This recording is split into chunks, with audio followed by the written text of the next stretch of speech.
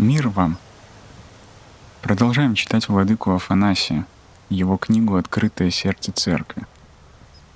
Семья — лечебница страстей. Христианская жизнь в семье — это жизнь по образу триипостасного божества. Семья, как общение личностей, изображает единение в полноте любви Святой Троицы, в которой три лица сохраняют свою ипостась, не нарушая единства между собой, и представляют собой одну нераздельную природу трех лиц. Классическое определение «один в трех и три в одном» в точности выражает всю тонкость отношений троичного Бога и образец для каждой настоящей семьи, поскольку догма формирует образ мыслей и поведения человека.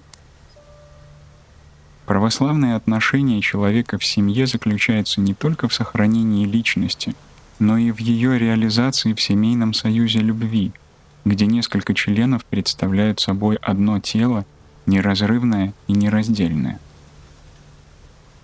По общему мнению святых отцов, нарушение единства между людьми объясняется расстройством личности каждого человека, искажением образа Божьего и присущей ему красоты, что приводит человека к индивидуализму, обособленности и другим печальным последствиям.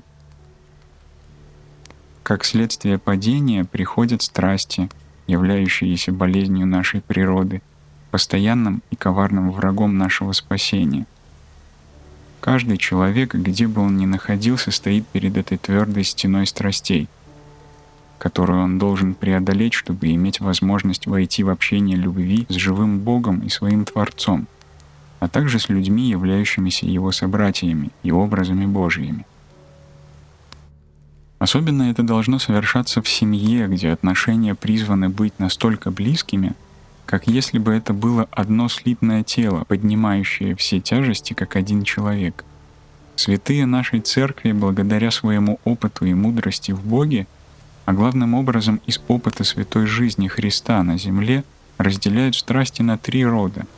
Этими страстями, как оружием, искушает дьявол Господа нашего, когда он постился в пустыне. Поэтому эти страсти считаются самыми главными.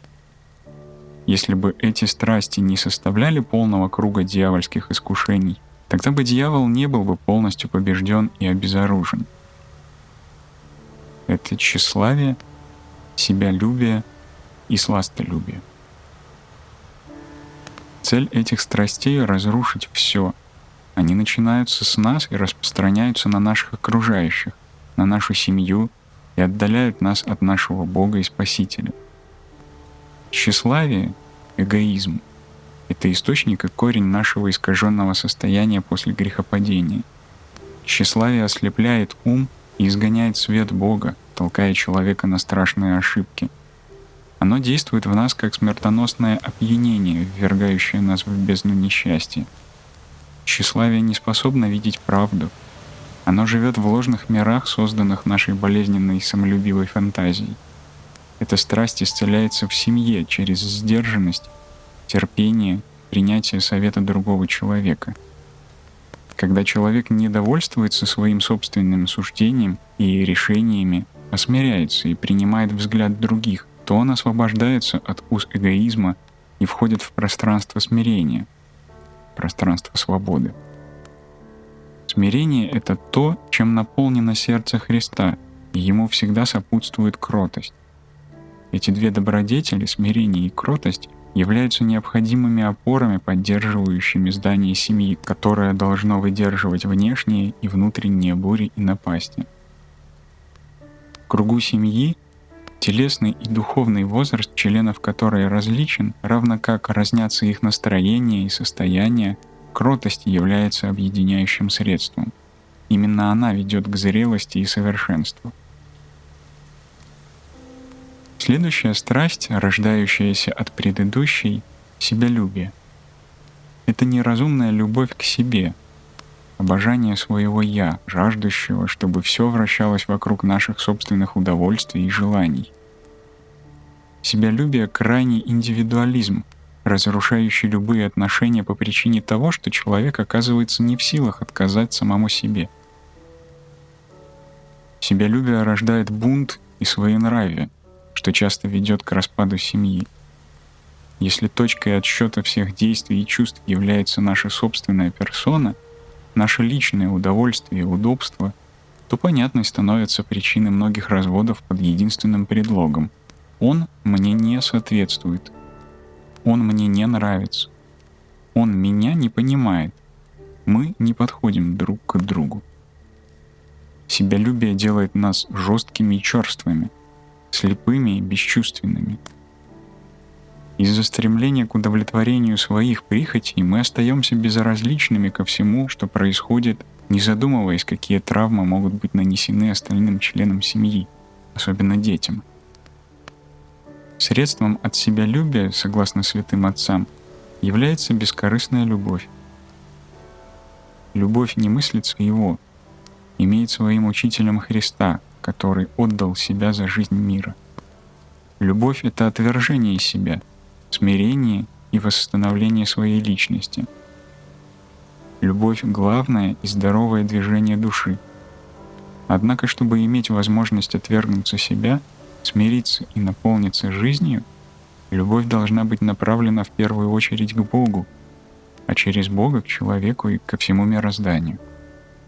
Членам семьи необходима жизнь во Христе, чтобы они поняли, в чем заключается истинный смысл любви, где она начинается и чего может достичь, как ее правильно развивать, чтобы она была чистой, лишенной болезненных чувств и индивидуализма. Третья страсть, связанная с предыдущими страстями, как прочное звено — сластолюбие. Обычно оно проявляется как отказ от любого рода трудолюбия, усилия, лишений ради блага других, а также как возведение в абсолют и обожествление наслаждения. Причины сластолюбия коренятся в душевной болезни после грехопадения и в помрачении ума, отдаленного от Бога, что оказывает воздействие на тело человека, являющееся храмом Святого Духа и драгоценным членом Иисуса Христа. Сластолюбие главной целью и смыслом брака, а также и всей жизни, имеет наслаждение, и исходя из этого определяется все поведение человека. Сластолюбие лишает человека общения, потому что вынуждает его смотреть на другого как на вещь. Сластолюбие заставляет придавать значение внешнему, а не внутреннему, вследствие чего у человека возникает ощущение постоянной неудовлетворенности и ненасытности. Если сластолюбие господствует в человеке, то оно делает его своим рабом и пленником и толкает его на пути, лишенные благословения Божьего и истинной свободы Церкви, и в итоге наносит смертельный удар семейным узам нерасторжимой и подлинной любви и уничтожает все самое благородное. Противоядием этой болезни является трудолюбие, готовность к борьбе и стяжанию всякой добродетели. Сама наша церковь, являющаяся духовной лечебницей, имеет настроенность на аскезу и труд, которая ведет человека к правильному отношению к вещам, что является, согласно святому Максиму Исповеднику, необходимым условием для верного суждения о духовных понятиях. Трудолюбие, аскеза и, главным образом, любовь и божественное горение преображают страстного человека, освещают движение его души и тела. Так освобождается человеческий ум и начинает правильно судить о вещах, вести тело к освящению и целомудрию, удерживать человека на высоте уровня образа Божия и также удерживать его на пути к его цели — уподоблению Богу. Три эти великие страсти борят каждого человека как в монашестве, так и в браке и семье, с помощью разного оружия, разных методов, но с одной целью — чтобы человеку не удалось обрести на пути своей жизни освящение и спасение. Святитель Иоанн Златоуст призывает нас: «Сделай свой дом церковью». Семья, как домашняя церковь, служит местом духовного врачевания страстей. Такую же функцию в православии выполняет общежительный монастырь. Совместная жизнь, совместное проживание, супружество и общение внутри домашней церкви обтачивают шероховатости характера, расширяют узость сердца и учат тому, что без любви и возрастания во Христе семейная жизнь опирается на непрочное и шаткое основание и в любой момент может легко разрушиться.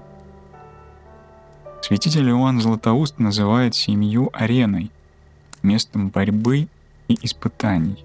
И действительно, у семьи долгий и длинный путь с испытаниями, искушениями и невыносимыми скорбями. Дабы ее не потопили волны этого мира, ей необходимо иметь своим основанием незыблемый камень, которым является Христос и Его Церковь. Таинство семьи и брака велико есть по отношению к Христу и к Церкви.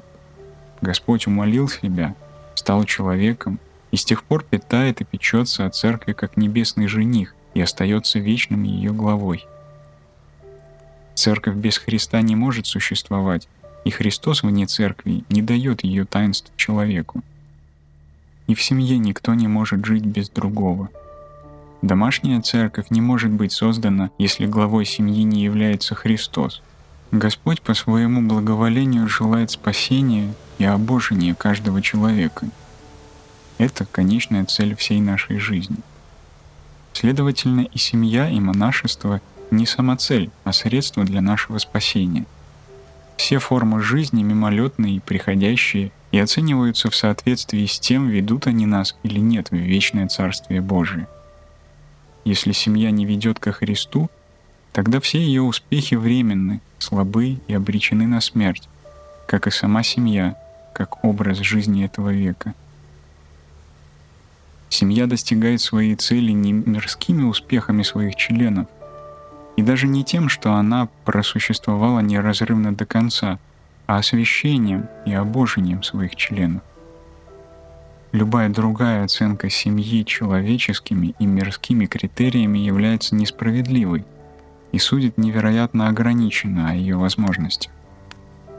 Современный святой монах Святогорец говорил: когда мы научаемся преодолевать свой эгоизм, то мы становимся истинными членами своей семьи. А став истинными членами своей семьи через преодоление эгоизма, мы станем настоящими членами всей семьи Адама, и тогда сможем молиться Богу за весь мир.